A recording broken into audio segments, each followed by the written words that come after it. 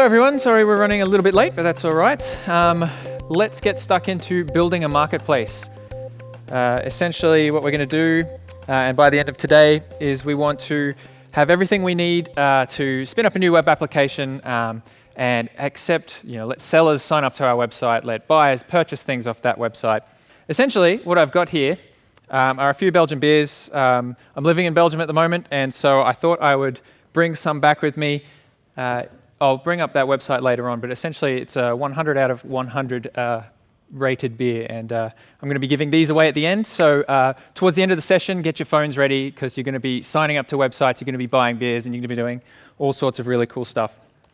Now, before I begin, I'd like to thank our sponsors, the NDC guys. If you haven't visited their booth yet, go check them out. They're an excellent conference.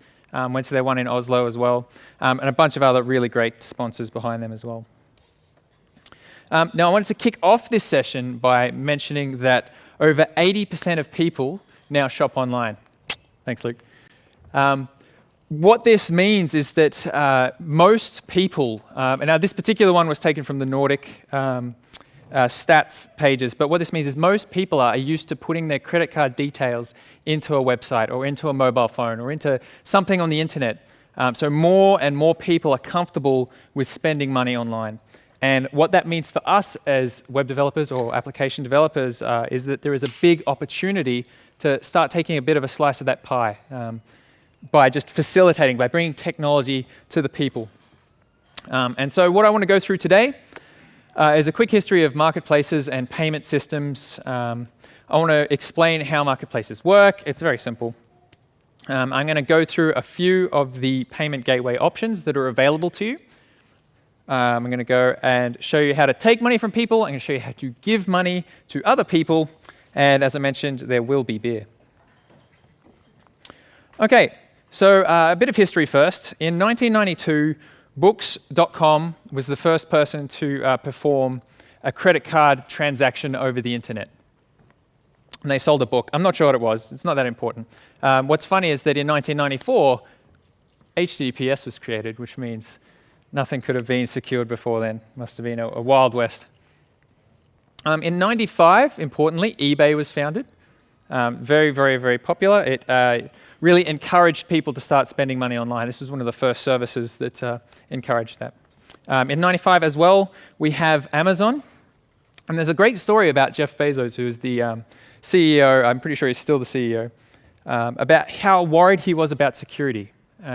He used to take all of the transactions from his servers. They would batch process everything. But what they would do is they would feed all of the data, all of the transactions into one single server. At the end of the night, he'd come along and he'd unplug the network cable just to make sure that all that data was safe and secure on one little server and that no one could get to it. So that's the kind of thinking that was happening around back these days. Pretty much security was the forefront. Now, another thing I like to bring up is Alibaba. Has anyone heard of Alibaba? Has anyone purchased from Alibaba, more importantly? Probably, yeah, a few people. Good, good, good. The Chinese market is enormous, and all of that sort of stuff that's coming out of there is really important. So in 2002, eBay acquired PayPal, and this was the really big push. This is what made it, PayPal safe. This is what made all of consumers feel much, much safer about spending money online. And in 2011, I'm not sure if you can guess which company I'm talking about, but one of my favorite companies was launched. We'll get to that in a minute, but who am I? So my name is Ben, the solution architect at SSW. You might have heard a few of our guys doing presentations today. I'm Mr. Payments. If money is involved in any one of our systems or any of our client systems, I'm going to be involved in that project. I've come from the deep, dark financial services industry. There's so much that goes on. There's a lot of really, I won't say underhanded, but lots of things that you probably don't want to know go on in the financial services industry when you plug your credit card details into something or when you go to an ATM. I love payments and I love beer, not in that order necessarily. And one of my favorite things to do, who's heard of Untapped? Yeah, we got a few beer lovers here. So Untapped is just like a social network for beers. And you can see there in the middle, 520, that's my record at the moment. I've got 520 distinct beers registered. But essentially, you just have a beer, you try it, you put it in your phone to say that you've remembered that you've had that particular one. It's great. You should add me if you've got it, by the way. Ben Cull is my username. But today, I'm going to be talking about credit cards and how they can be used in marketplaces. So there's this whole other world of the financial services industry called direct debits, and that can also be used in marketplaces as well. If you've ever gotten a gym membership or something like that and you've plugged your bank details onto a form and sent that off, essentially that lets companies reach in and take money from your bank account. And that can actually be a pretty powerful force in marketplaces as well. But the driving force at the moment is credit cards. Now, this is Scott Guthrie's blog. And just to give you a little bit of an idea, I got mentioned once back in, 2010 or something like that, and my career peaked right about there. So Scott mentioned me once, and it was a pretty big deal for me. But let's jump into what a marketplace is, essentially. And it's dead simple. We've got buyers, we've got sellers, and then we have the marketplace application itself. It's its own entity. So we need to do three things to accomplish a good marketplace. But there's one more thing that some people might have forgotten about. They shouldn't have, though, and that's money. The most important part of a marketplace is the movement of money, and that's the exact thing I want to get into today. So you've got a few options for moving money around the place. Now, the most important, the most popular, or the one that most people have heard of, is PayPal. You can sign up for PayPal, and you can process transactions in Australia for 2.6% plus 30 cents. One of the poor things about PayPal, and it's getting better now, a few years ago it was quite rubbish, but they had too many APIs. They used to have lots of classic SOAP APIs. It was really a big pain to deal with. These days, though, they've built a new REST API, which is actually pretty good, and you should check it out. It does a lot of things well. The problem is it doesn't do marketplaces well. So a lot of the fringe things like setting permissions or requesting permissions properly, it doesn't quite do. The REST API won't do that. One of the things with PayPal is when you go to process a transaction, 9 times out of 10, you're redirected to another page. So you'll get that familiar purchase with PayPal screen, which not all applications want. And of course, as I just mentioned, you need the old APIs for the marketplace. And if you've ever tried to do recurring billing using PayPal, you probably understand the pain that I've been through. It is not fun. You don't want to do it. So one of the other options you have is a company called Braintree. Now, Braintree do a lot of things right. They've got 1.75% plus 30 cents in Australia. They're actually owned by PayPal now. So PayPal bought them, I think it was a couple of years ago by now. So you can tell that they're doing things correctly. They've got really good APIs, and I suspect this is the main reason why PayPal bought them out, is because they've got a really good infrastructure, good RESTful services. It has marketplace functionality, but it's not the greatest. From memory, you can do it, but it's limited to the US, and it's only for certain transactions, and it's not as simple as it could be. So you should probably keep an eye on these guys, because in future they're probably going to be pretty good. And this last one here, or rather second to last one I've got now, is Australian only. It's called PIN Payments. Now, I can't remember specifically, but these guys, definitely Australian, but I think they were in Brisbane at one point, but I think at the moment they're down in Melbourne. So again, they've got 1.75% plus 30 cents per transaction, so still nice and cheap. And by the way, 1.75 is the Australian rate, and it's way cheaper than most other countries. If you go to Europe, it's like 2.6, 2.7 in the US. So as Australians, we've actually got this edge because the payments systems and there's a lot of competition here. So it's easier to try and sell your own systems when you're only dealing with margins of 1.75%. So again, these guys have great, good quality APIs. They don't have marketplace support. So unfortunately, I'm not going to be touching on them at all apart from this screen here today. But they do have good international currency support. So if you're not building a marketplace and you're just doing regular transaction processing for your own company, take a look at these guys because they're actually quite good. But there's one thing I don't keep a secret from most people, and that is my favorite company is Stripe. What I'm going to be doing today is all about Stripe. I'm going to be looking at what they provide, and I'm going to be showing you exactly how to implement marketplace functionality using their products. So some things about Stripe.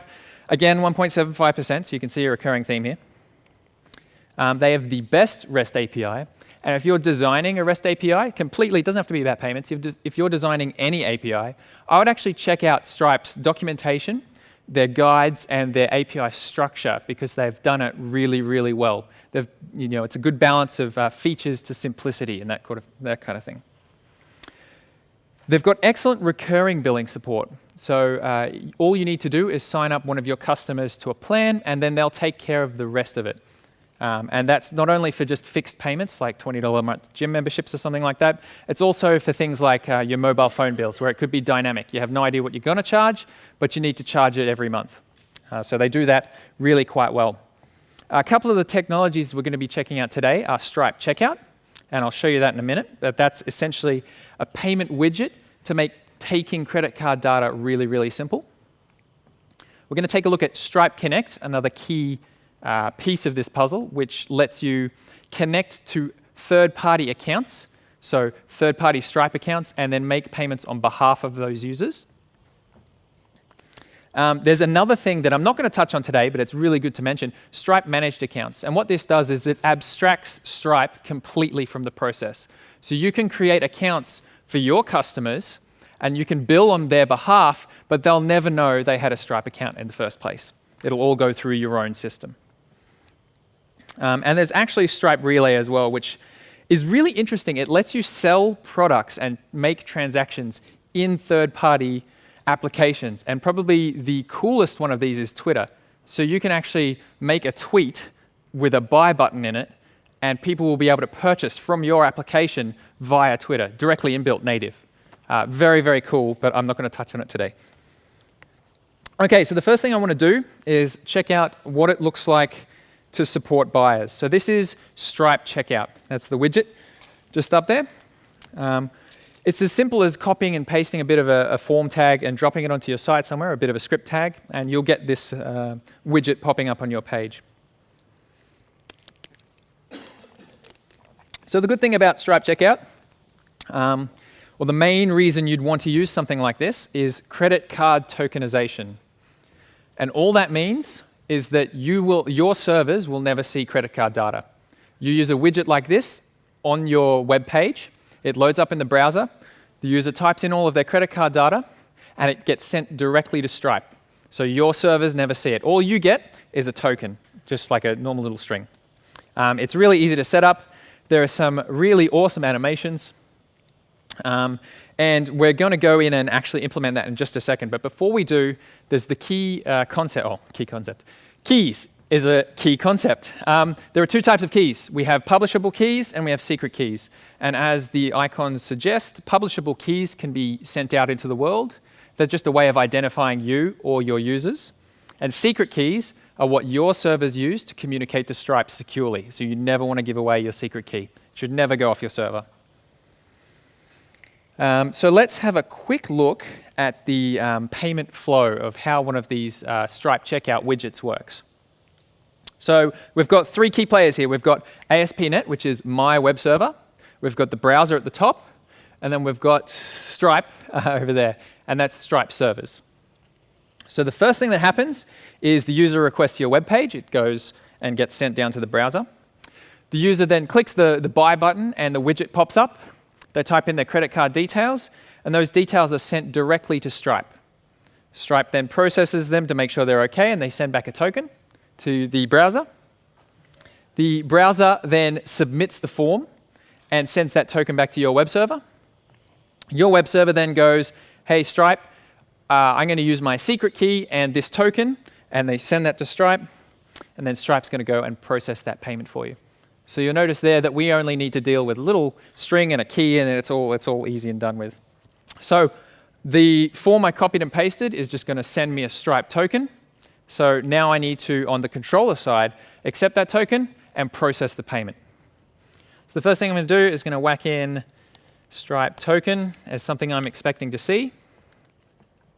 And before we go any further, I'm going to go ahead and install the cheating SDK. So what we can do is grab a NuGet package called stripe.net. And this is going to make everything dead simple. It's a REST API that you're connecting to anyway, so it's already very easy to connect to. But to make things much, much easier, go ahead and install stripe.net. We'll throw that in, and it should be done in just a second.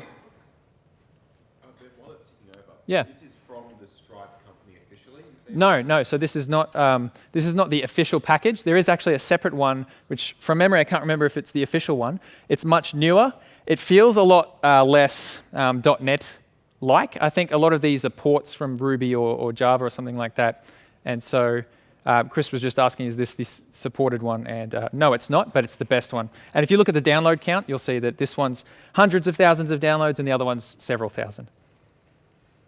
But beautiful. OK, so we've got our NuGet package in there. So all I'm going to do is I'm going to say, right, the first thing I want to do is create a new charge.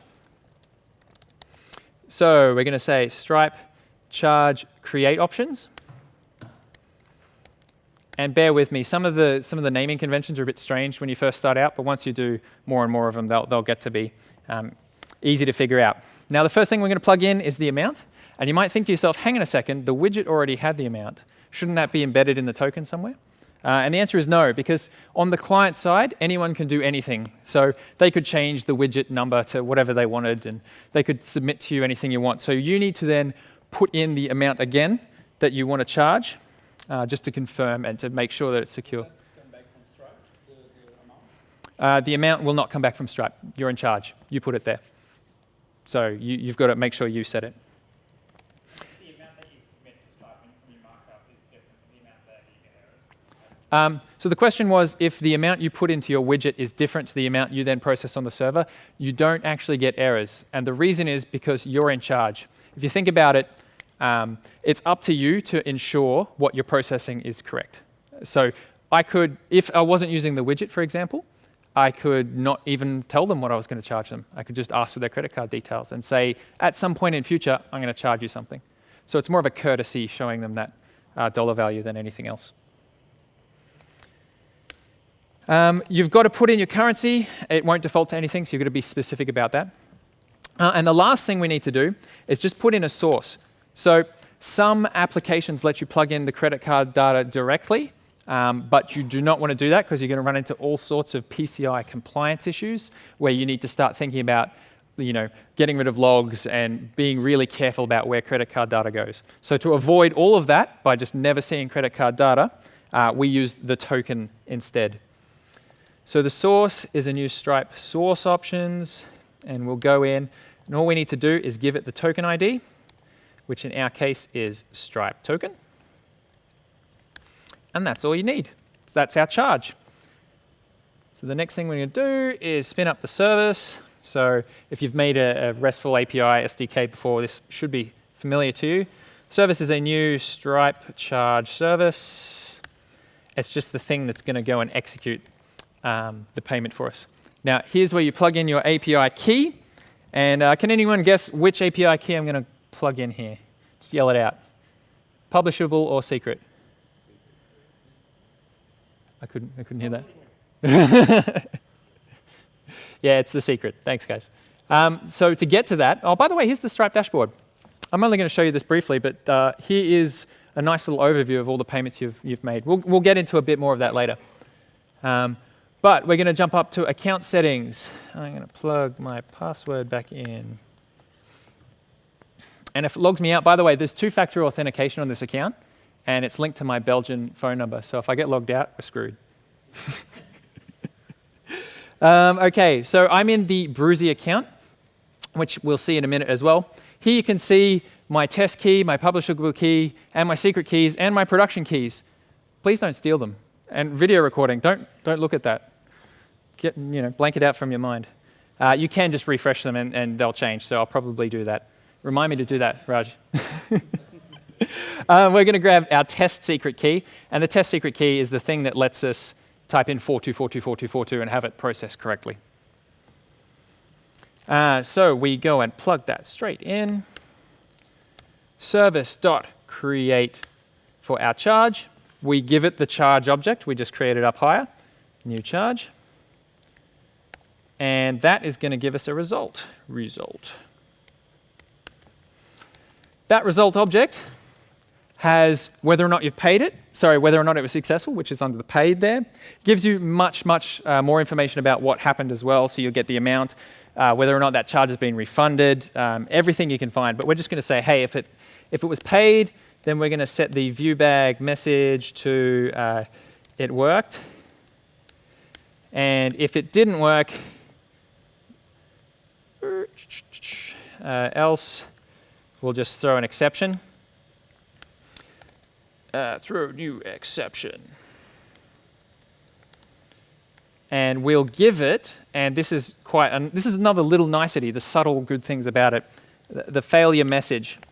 The result.failure message is a client-friendly message. It's a user-friendly message. It's not going to be an error has occurred, N52793. It's an actual, like, you've made, you didn't have enough money, the charge didn't go through, the key was wrong. It's something nice to look at. And then after all that, we'll just return the view. So just so that this doesn't happen every single time, we'll say, we'll just make sure the Stripe token exists. We'll go down and wrap that up. We'll build that. Oh, yes. Did everyone see this?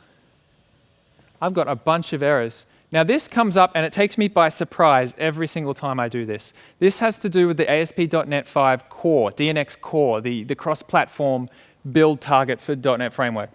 A lot of third-party NuGet libraries aren't supported by the DNX core, and you need to remove the target file. So we'll go into our project file, project.json. We'll come down until we see frameworks, and we'll just delete DNX core. I'm going to hit save and build. It's going to go and restore the package, and build succeeded. It's as simple as that. But if you saw all those errors, they don't make sense. It doesn't say, hey, you've got DNX and it didn't work. It's just a whole bunch of crazy errors. And yeah, it takes me by surprise every time. So the last thing we can do is just above that button where it says the new powerful features. We'll get rid of that, and we'll just put in a span that view bag message. Okay, fingers crossed. I'm going to just hit Control F5 here, and we are going to take a look at whether or not that worked.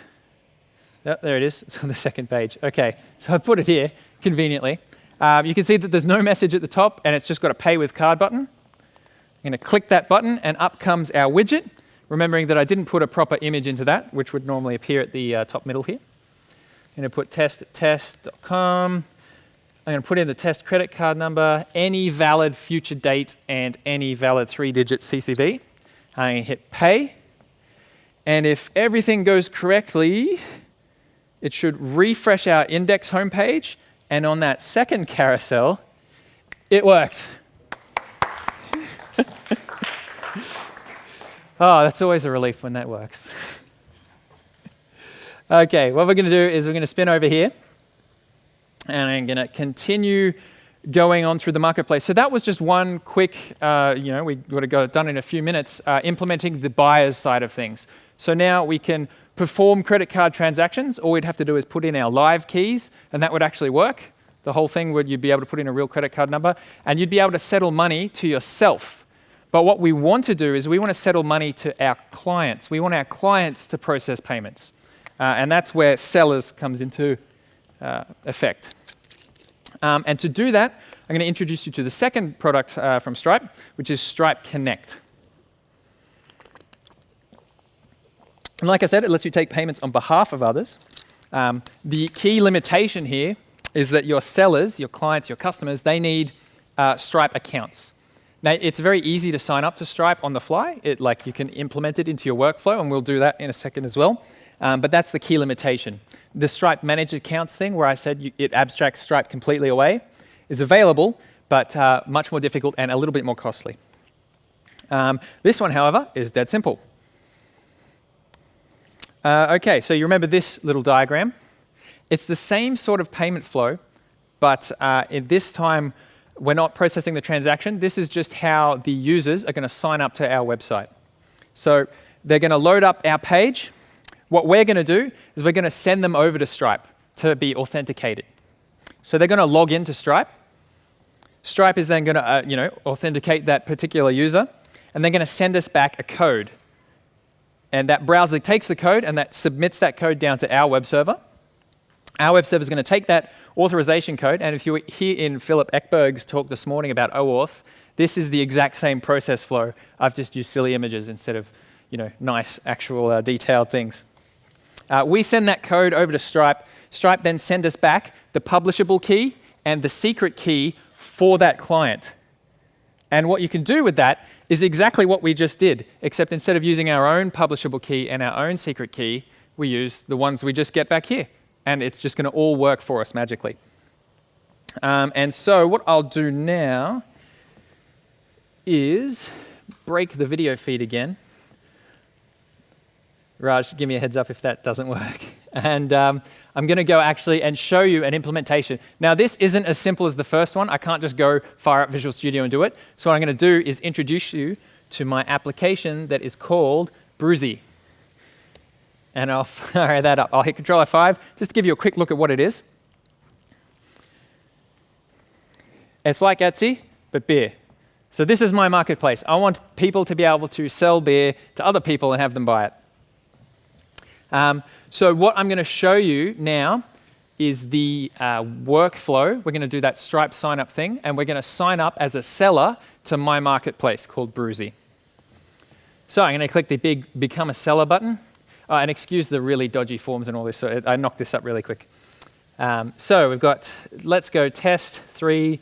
Oh, no, I've used that one. Test 4 at mailinator.com. Hey, who's heard of Mailinator? Anyone? A few people have, but for those who haven't, it's basically an email service where you type anything in front of the Mailinator thing here. So I put test 4, and then you can just go to mailinator.com and open that inbox. So it's just like a free available inbox. So if you ever need multiple email addresses to sign up to things, which if you've tried Xamarin, you can just keep using new Mailinator emails and get the free trial over and over and over and over and over and over and over. So, so I'm using test4 at Mailinator just because it's a convenient fake email address. I'm going to put in a password. And the default ASP.NET 5 identity things make you use strong passwords, so I'm being very careful about what I type in. Okay, so at the top, you can see that I'm now logged in as test4 at Mailinator. What this lets me do now is go over to the sell page, and here is where we're going to link our ASP.NET 5 user to our Stripe account. So I'm going to go connect to Stripe, and this, really all it is a hyperlink. It's going over to stripe.com/OAuth/authorize. I'm giving it a little code that identifies me as a marketplace. It's not that important, but essentially you're just sending them to a particular URL. So I'm going to click that. And here we are at Stripe. Now, when I mentioned before that you can implement signing up to Stripe in your workflow, this is exactly what's happened. So by default, it assumes that my user does not have a Stripe account. And it lets you actually sign up here. You can just plug in all your data if you wanted to and sign up. I think it's a bit much to ask from people to do that straight away. So I prefer to prompt them to do that beforehand before they rock up to this massive form. If you're already signed in, you can go and choose one of your accounts. And I'm going to choose Ben Cull. And since I already exist, all I need to do is hit go, and it'll work. Now, because I'm in development mode, if you can see at the top there, I could skip this form entirely and just hit, where'd it go? Currently using development mode. Oh, it's because I've logged in. Sorry. If you're not logged in, you can hit skip the form, and you just don't have to fill in anything. It's for testing purposes. But I'm going to say connect to my Stripe account. And what this is doing is it's going and logging me in and processing it, sending it back to my website. I've now associated that Stripe keys I got back from Stripe against my user. So now, when I do Stripe checkouts, it's just going to process using my Ben Cull stuff. So we're going to go and add our St. Bernardus beer, and we'll give it a description, test, and I just realized actually what I'll do is do this for real to save us a bit of time.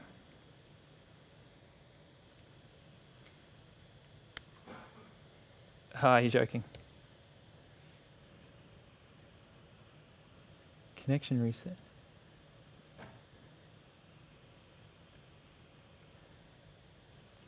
Brewsy. Can someone do me a favor and go to Brewsy, brewsy.azurewebsites.net, just on their phone while I'm talking, and we'll see if we can get that up and running. Just trying, it's a long way. Okay. It's on the free tier of Azure, so it's probably asleep and now booting up. Yeah, raise your hand if you find it. Okay, so I'll skip through that. But essentially what I'm going to do is add a beer, and I'll add one for 25 bucks. We'll hit create. I've given it an image. I'm going to go to Brewsy, and essentially this is the beer I just created. You know what it could be? I could not have internet access. That could be it. Because I'm also not getting any Stripe buttons.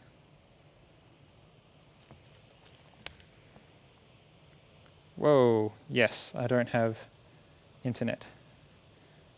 Okay, that's going to be a pain. Let's just walk through the code. We'll see if that comes back. Okay. I'm signed in, I just made an account. Okay, cool. I'll grab that in a sec, Chris. So what I'll do is I'll walk through the code, and then I'll do a quick demo. But if you head to brewsy.azurewebsites.net on your phones, if you want to win one of these beers, sign up as a seller, add a beer, and then purchase one of those beers, and I'll do a draw at the end. So you can do that while I'm going, if you're bored. So what I'm going to do is show you what we have here. So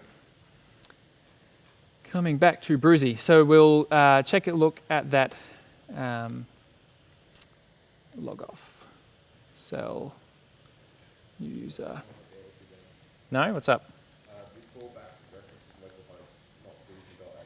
Oh, does it? What a pain. All right.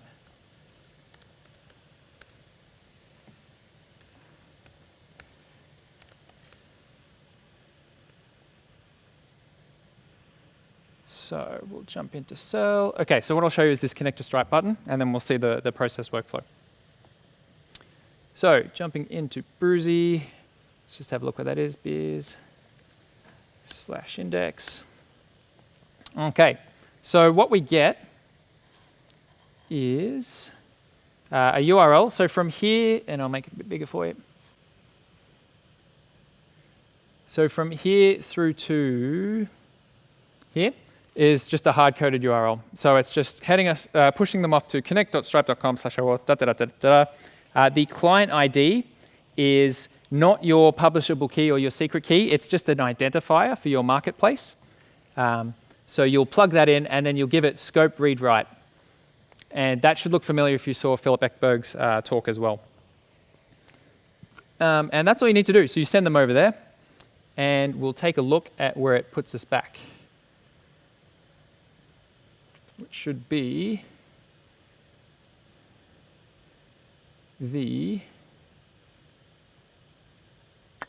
views controller. No, it's the cell controller. Yep, here we go. Okay, so in your Stripe account, what you do is you specify a redirect URL, and I'd love to go change that so my website works rather than localhost. But that's where you tell it what to redirect back to. So locally here, when it was working, it redirected me back to localhost. And what it does is it gives you that code. All you need to do is fire up a Stripe OAuth token service. Again, we're going to use our secret key here. You spin up the OAuth token create options. You give it the code that you get given back. And then all you need to do is see the result. And so what the result has in it is an access token, which is the same as the secret key for your user. We've got the Stripe Publishable Key, which is their publishable key. We've also got a refresh token, so we can get a new secret key every time. And we've got a user ID as well, just so you can keep track of who it is. And all I do is I save that against my user record. And then once I've done that, I can go to the index home. So home, index. And what we're going to do is look at the same Stripe checkout code that we copied and pasted from the website before. And it's just been updated with a few different values. So you can see here that we still go to index charge, or you still post it somewhere. But this time, I give it an ID so I know which beer has been bought. And I plug in my user's publishable key, and I plug in the price. And also I can change the label so they can see which one it is. And that's about all you need to do to get Stripe checkout working. Chris, do you want to jump up here and I'll start? Oh, I'm not going to be able to log in. Oh, this is a pain. Plugging my so the VGA cable. No, the thing I need to change. Oh, no, here we go. It's back. You good? Yeah, the thing I need to change is here. OK, so let's actually take a look here at Connect. And here we can see the thing I need to change. So see, yeah, there it is. I'm going to change that redirect back to bruzy.azurewebsites.net. We'll give it HTTPS, azurewebsites.net, Stripe, so callback, hit done, fingers crossed this works. Hey, there we go. I can see a couple of Luke's beer. Wow, that's expensive, Luke. So a few people have added a bunch of stuff. What we'll do now is check out purchases. Oh, we only have Chris. Do you guys want to have another go? It should actually work now, and I'll do it with you. So I'm going to say, become a seller. And go test 6 at mail in name. Oh, by the way, when you sign up, use your name so I can tell who you actually are. Password 1, password 1. OK, so now I have an account. I'm going to go to sell. I'm going to click connect to Stripe. I'm going to connect to Stripe. To people that got this far, were you able to skip this form? Yep. Excellent. I'm not going to bother creating a beer, but if someone else wants to do that, that would be great. And if anyone wants to buy one of these beers, which, here we go, this is working now. So I'll just give you a quick look at how this one. Who did Nuka-Cola? That was you. Who did Hoegaarden? We'll do that one. $8. I'm going to buy it. I'm going to put in, here's where you need to use the actual name. So I'm going to put in Ben Cull. I'm going to put in 42424242, 1215, 123. I'm going to hit pay. OK, thank you. OK, that thank you page is good. That means it's worked. And that means that you've been given $8. And I now am the proud owner of a beer. And just to show you exactly what's happened, I'm actually going to go into Bruzy. And if the internet still works, which I hope it will.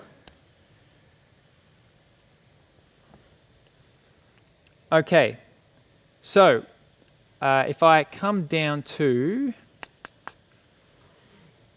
Connect, which should be down here.